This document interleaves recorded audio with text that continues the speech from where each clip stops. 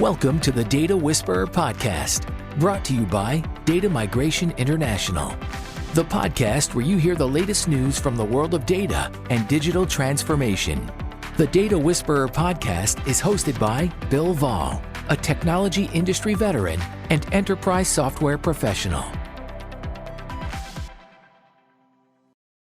Thanks, everyone, for joining us today as we continue our discussions about the intersection of technology and business. Today, we're talking about an interesting data topic and one that impacts all companies in all industries and any job role that touches data. It's how to talk about data. Hello, everyone. My name is Bill Wohl, and I'm honored to be the host of this podcast series, The Data Whisperer, brought to you by Data Migration International. I'm always fascinated about how to apply technology to help companies meet their IT challenges and their business challenges.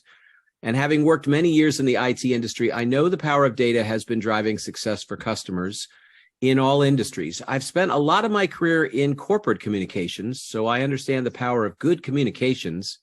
And our series is all about data, which is why I'm pleased to welcome Martin Eppler, Vice Rector of the University of St. Gallen, one of the top 5 business schools in Europe.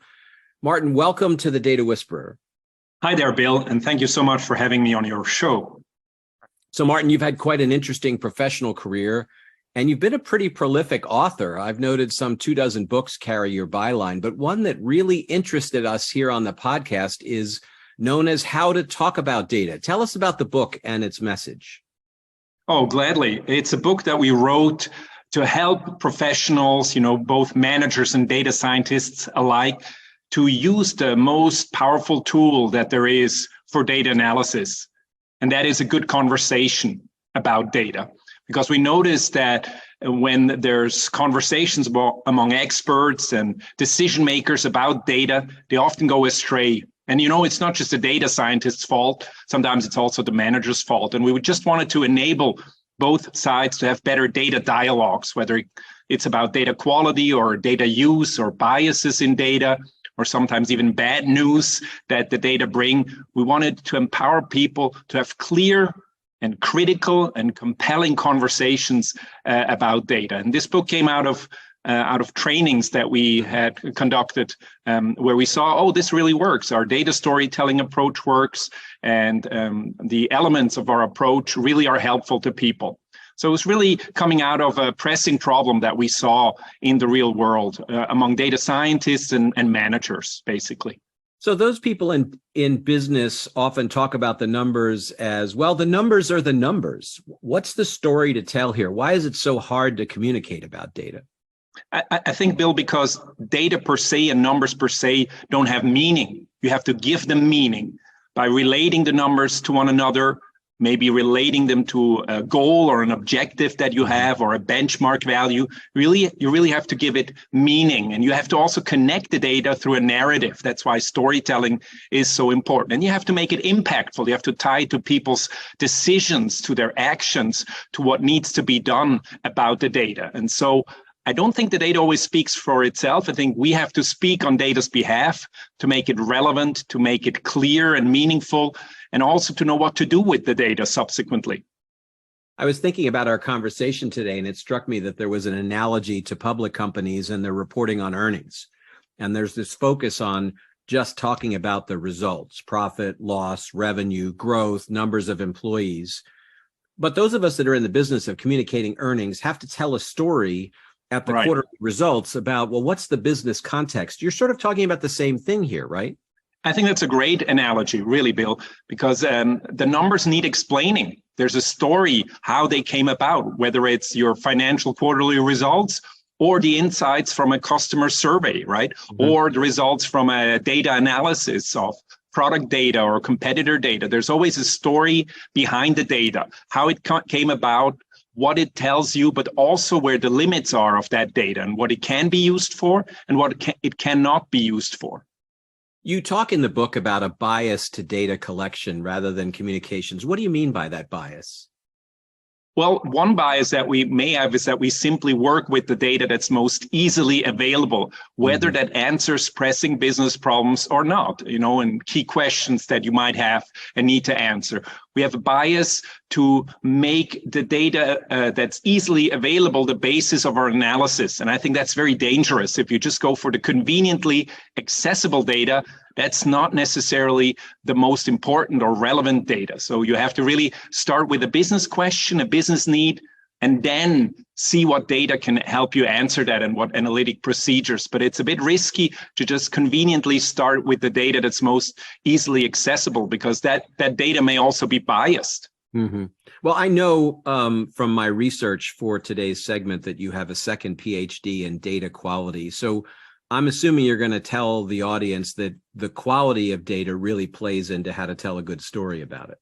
Yeah, but I may be biased, but really in time and time again, in many projects, we've seen that it all starts with really curating your data quality, making sure that the data you work with is consistent, is current, is really relevant, has been, collected in a fair process. Because everything that happens, so to speak, down in the process, in the value chain of data, will not add a lot of value if the quality itself is not there. And so I think any executive, any manager that has a conversation about data should make data quality one point that needs to be discussed. How much can we trust this data? How generalizable is it? How robust is it? Mm-hmm. That I think is always an important part of any data conversation, that you get a better sense of the quality of the underlying quality of the data, especially if you have not been involved in collecting it or analyzing it. I suspect that that's a tremendous segue to one of the topics you cover in the book, which is analytics anxiety. People are nervous about the source, the value, use the word trust. What can you tell us about analytics anxiety? Yeah, analytics anxiety is really a pervasive issue, not just in management, but in many organizations. And sometimes the data scientists are to blame for that because, they don't explain always in the easiest terms the procedures they use.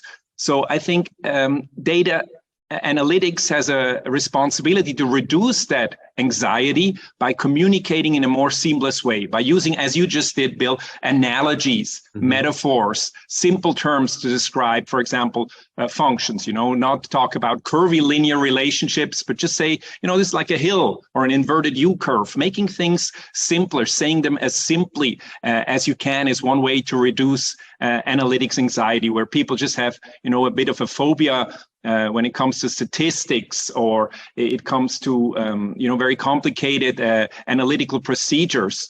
And as Einstein said, you should make things as simple as possible, but not simpler. So it's not always an easy middle ground to find. But if we really want people to embrace data, also as a company, as a data culture, I think we have to make it as simple as we can. And for that, I think visualization is a great way, visualizing the data, right? I've worked with a lot of chief marketing officers over my career and a number of great CEOs. I've heard more than a few of them say, well, you can make the numbers look or say whatever you want them to say. So this communications is really about eliminating that view that the numbers really aren't the truth.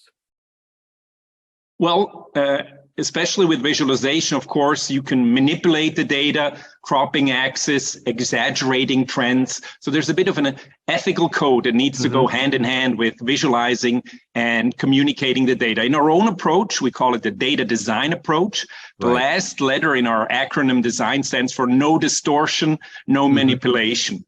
Right. So, and I think especially the young generation are very savvy to spot such manipulation attempts. So it's always better to not to try to, manipulate people in the way that you present data, because people are going to find out. So the N in our design rule for data presentation is no distortions, no manipulation. And I think that's just a good practice to adopt by anyone.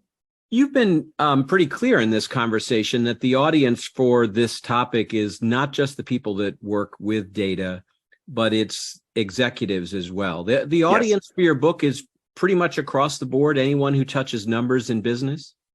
Indeed, it is, because as one of the people who endorsed the book, our chairman of the Swiss Stock Exchange said, no matter what industry you're in, no matter what job role you have, they are all becoming data-driven.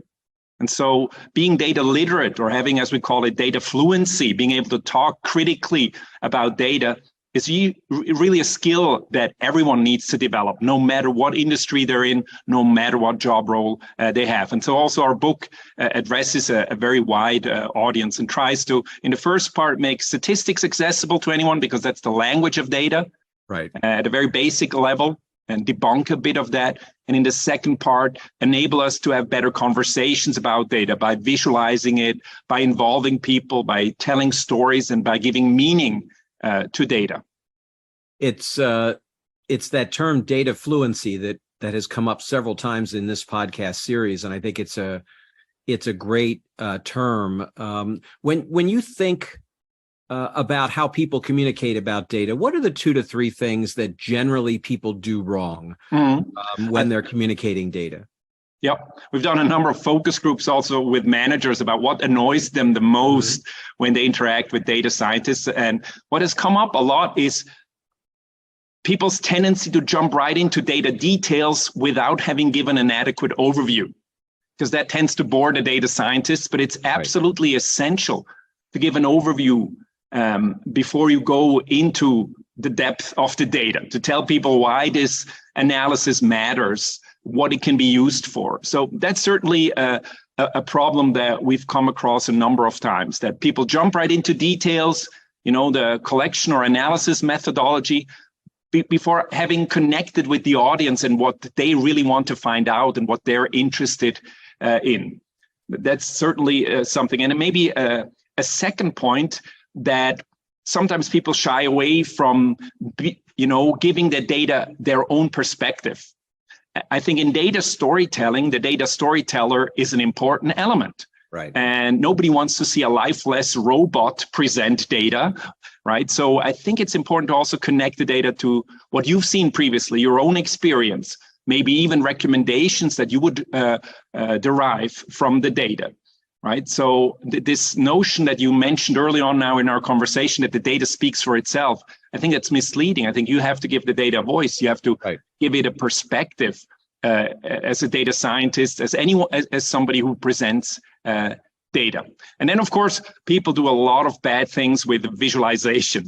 They use pie charts, which are perceptually just bad. They use, double y-axis, they crop axis. They use spaghetti charts where there's so many lines that you can't follow a single data trend, or they don't highlight, that's the E in our design formula, they don't emphasize the main message through the title, through color, through the chart type, the main takeaway of their data. I think that's also a mishap that we see quite frequently.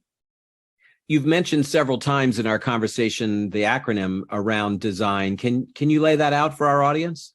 I would love to, because it sort of compiles everything we found in our research, makes a good data conversation and a good data visualization more specifically.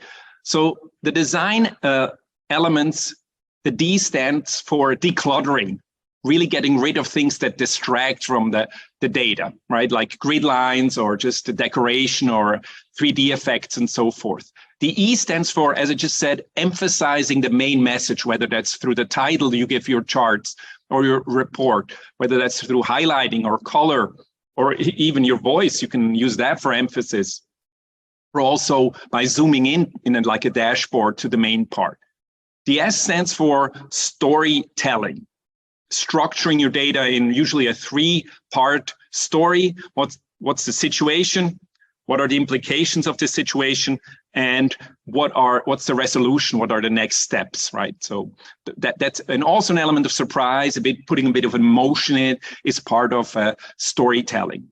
And then the I stands for involving the audience, whether that is literally interacting with them or just asking rhetorical questions, having them guess the results before you show it. There's a whole array of interactive elements. And I see a clear trend away from data presenting to data interaction, data facilitation. And then the G and the N, the G is for giving meaning, as I just mentioned before, by comparing data to certain goals you have or benchmarks or to something people already know, giving it something like if I say Switzerland is 40,000 square kilometers, it doesn't help anyone.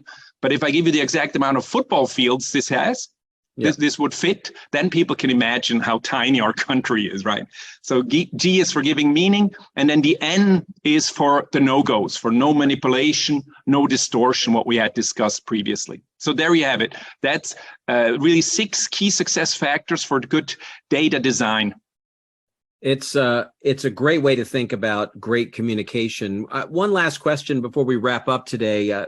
We talk to people all over the world as part of this podcast, and it strikes me that when communicating in the corporate environment, there are very, very big differences about how to communicate business topics all around the world. What you say in China is different from what you say in Japan, is what you say in the US versus Germany. Now, I'm not talking language. I'm talking about style and approach. Are there cultural differences in communicating data around the world? Oh, definitely, for sure, Bill. I myself have worked in about 35 countries, and I've interacted with data scientists and managers in most of these settings, and I find really stark differences. For example, when it comes to overview and detail, right? In some countries, people rush into details, right? Mm-hmm. And they're easily bored by overviews or by introduction. They go right to the heart of the matter. Whereas in others, and I would include the US in those, it's really part of the etiquette to first ease into the topic through small talk, giving an overview, clarifying the purpose, and then getting your hands dirty on the data, so to speak. So that differs, right? I would say. Another difference is when it comes to visualizing the data. I've seen different approaches, right? From in Asia, the very contextual, very colorful, very animated approach to the less, let's say, whimsical, less sophisticated, less decorated approach in the UK, where it's a much more crisp. So also when it comes to visual style, I've seen quite a number of differences, right?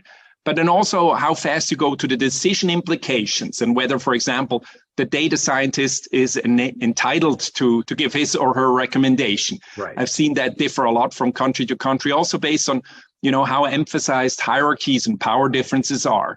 In some countries, it's very normal. For example, in Germany, that a data scientist would also give his or her advice on what to do, whereas in other countries, he or she might shy away from doing that.